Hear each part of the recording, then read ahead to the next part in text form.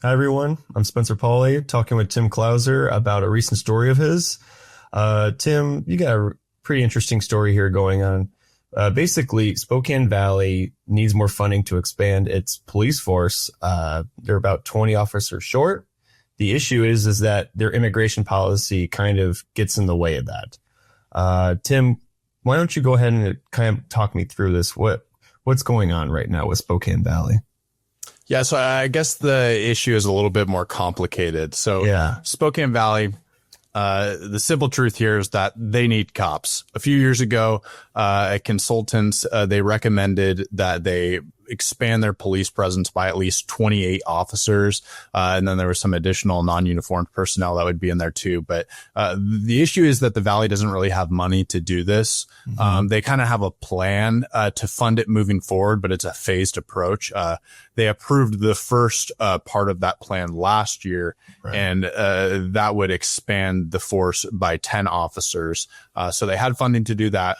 Now they need 20 more. Now, this year they could approve a next plan that would expand the force by another 10 officers, bringing the delta down to 10. So they would need to hire another 10, a last round to make it happen. Now, the second phase is kind of contingent on a new tax. The Valley is asking voters this summer to raise the sales tax by 0.1% that'll give the Valley enough money to fund this second phase. Now, this public safety tax that they want to do, it also opens doors to this new grant program. Now, the state legislature, they just wrapped up their annual business last month. And in doing so, they passed this bill called House Bill 2015. Now, it was essentially this $100 million police recruiting grant program that Governor Ferguson advocated for along the campaign trail and when he took office in January. But there's a lot of strings attached to this program. Now it would take a whole episode to go through it all, but the one provision that I'm focused on in this story is around immigration. Now there's a provision in House Bill 2015 that says, if you want this grant funding, you have to implement policies that are consistent with the state law called Keep Washington Working Act. It's essentially the state's sanctuary state law saying that local police agencies can't use local resources to aid federal immigration enforcement.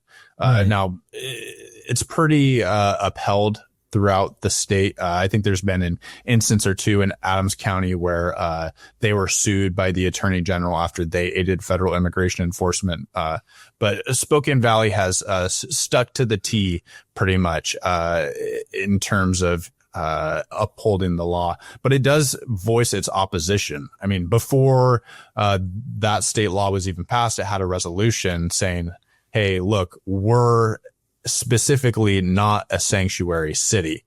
Now, when the state passed the Keep Washington Working Act, it created some issues. So they recently amended that last month, but the resolution still advocates for enforcing federal immigration laws, and potentially providing resources to do so. Though it doesn't really explain to what degree. So it kind of enters this muddy area, but the city passed this resolution and amended it before the state passed this law. So now at the same time as the city is saying, hey, we need money to hire police officers and these additional grant dollars would help them do that, they're at potentially they face losing access to these grant dollars to begin with because of their stance on immigration.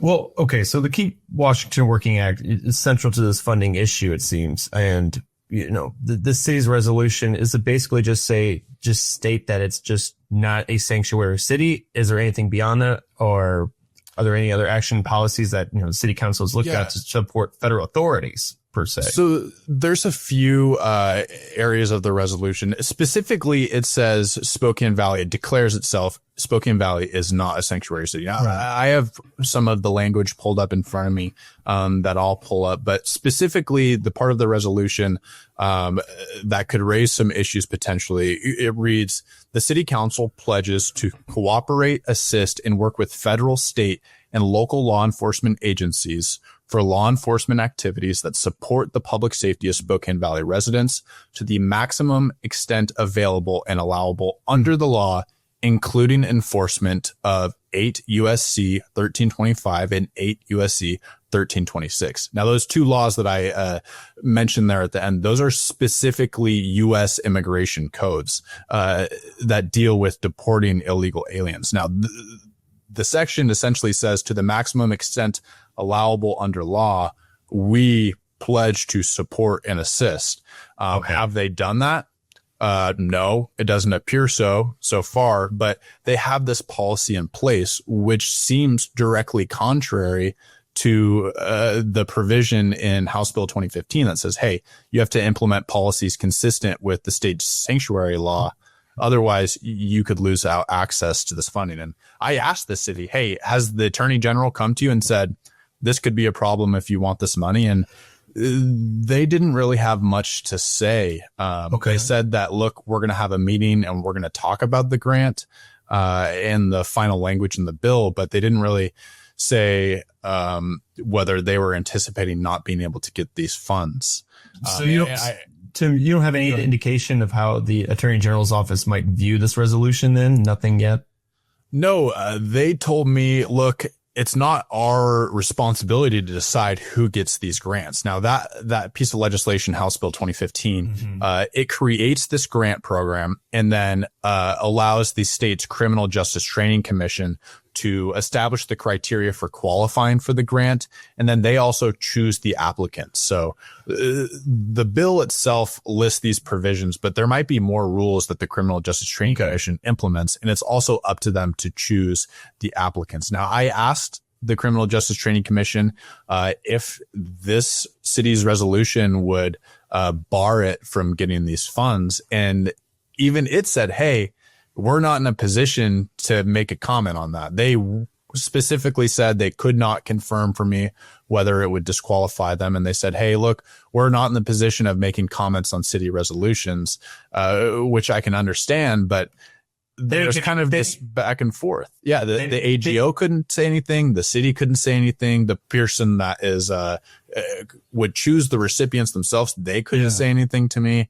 I didn't get any hints about how strict or flexible, at least like the Criminal Justice Training Commission might be in evaluating the compliance, like nothing yet. No. And the thing that I found almost most interesting was that when I was talking to the AGO and the Criminal Justice Training Commission, they said, hey, look, neither of us can confirm this for you, but if you're looking for specific clarity, I would reach out to the bill sponsors, the people that wrote the law that was passed. And that's Ensign and Reeves, right? Yeah. Yes, it was. And there's several others on there. But those were the two prime sponsors. And I reached out to their offices and them specifically. And I said, hey, I'm looking for some clarity on this. The AGO and Criminal Justice Training Commission said they couldn't really do much. You wrote the law. What did it mean? What were you trying to get by this law?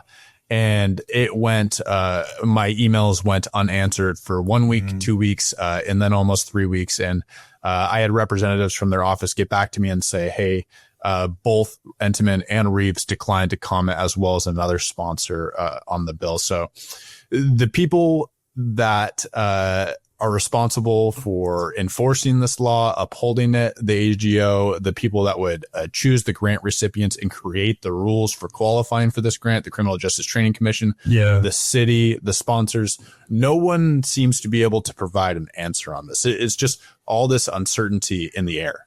All unanswered questions too. I think it's kind of interesting, especially with the two prime sponsors. Unwilling to discuss House Bill 2015, given its significance in this case here. I just find that kind of interesting, Tim. And, it's kind of the difficulty with our job sometimes is when you're on a wild goose chase and no one's willing to talk. But I wanted to go back, Tim, to one thing. Your article mentioned a planned staff discussion about House Bill 2015. Did city officials give an indication of whether they might adjust the resolution or policies to secure this funding just to ensure it? No, they didn't. And there wasn't much discussion there. I mean, they said, look, there's going to be a discussion with city staff. So, the city attorney, Kelly Conkright, might be there. The deputy city manager, Eric Lamb, city manager, John Homan.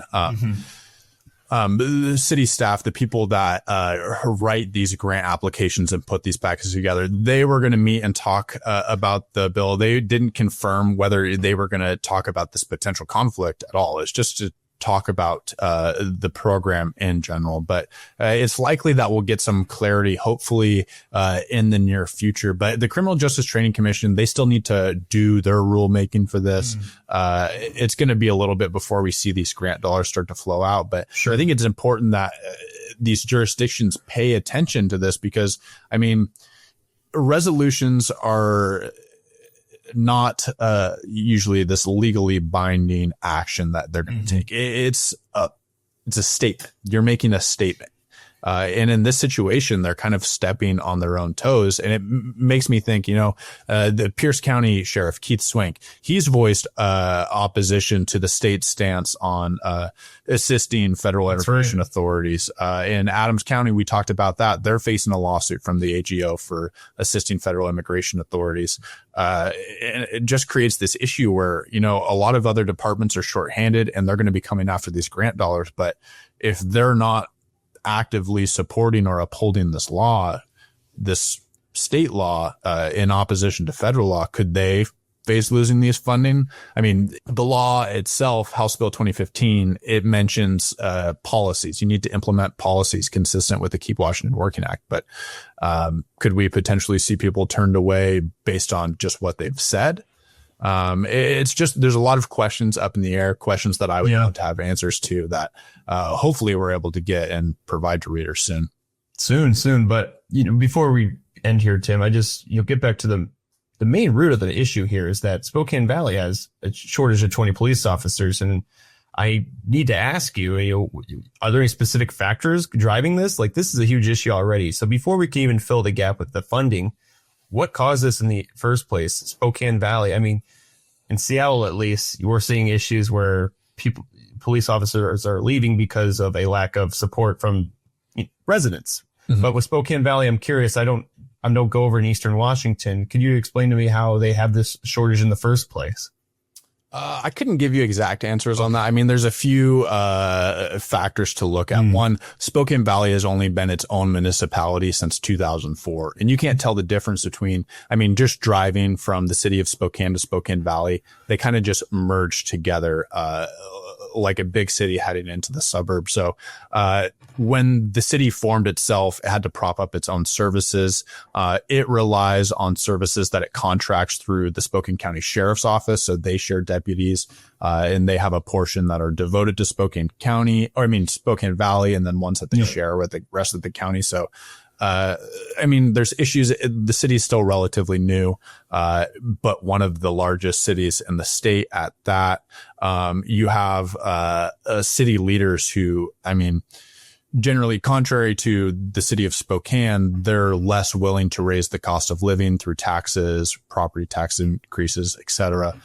So you're not getting regular increases in revenue that can support this. So, they would love to go out and say, hey, let's hire all these officers right now. And some of the council has advocated for doing that. But the reality is that they don't really have money to do so unless they go through and they cut a bunch of other services in the city, which other members on the council say, hey, we're sacrificing what sets us apart for residents and what attracts people to the valley if we cut all these services. But we're kind of just stuck in between a rock and the hard place. Like a bunch of other cities where you have the state law that says, hey, don't participate in federal immigration enforcement. But then you have the Trump administration coming in masses trying to do these mass deportations where some people would like to actively participate, but they're bound by the state law. It's very complex, Tim. One last question I just have is just because House Bill 2015 allows voters to approve a new sales tax. I just want to know if you've seen any kind of early indications of maybe how Spokane Valley residents might feel about this tax just to fund police hiring. Do you have anything yet? Well, I'll correct you a little bit there. The bill, House Bill 2015, it does create a new local sales tax option. So you can go out, the cities can say, hey, we're going to enact this 0.1% sales tax increase. But you're also entitled to the grant funds if you've already enacted one of the other two public safety sales taxes. I see. So a lot of cities, the city of Spokane and Spokane County, for example, they already have those taxes in place. So they could apply for the grant and say, we're already levying one of these taxes. That makes us qualify. Here's our application. The Valley doesn't levy those taxes, but they already are planning to ask voters in August to raise the tax rate by 0.1%, which would make them entitled to these grant dollars if they can meet the rest of the provisions. Mm-hmm. So they're on track. They could apply. But one clear hangup could be their immigration stance through this resolution. Well, to see what's going on with all that, Tim, I know you'll be covering it as it goes on, and hopefully you get some responses in the near future. But thanks for having time to talk to me about this, and to watchers at home, thanks for watching. All right. Till next week. Bye.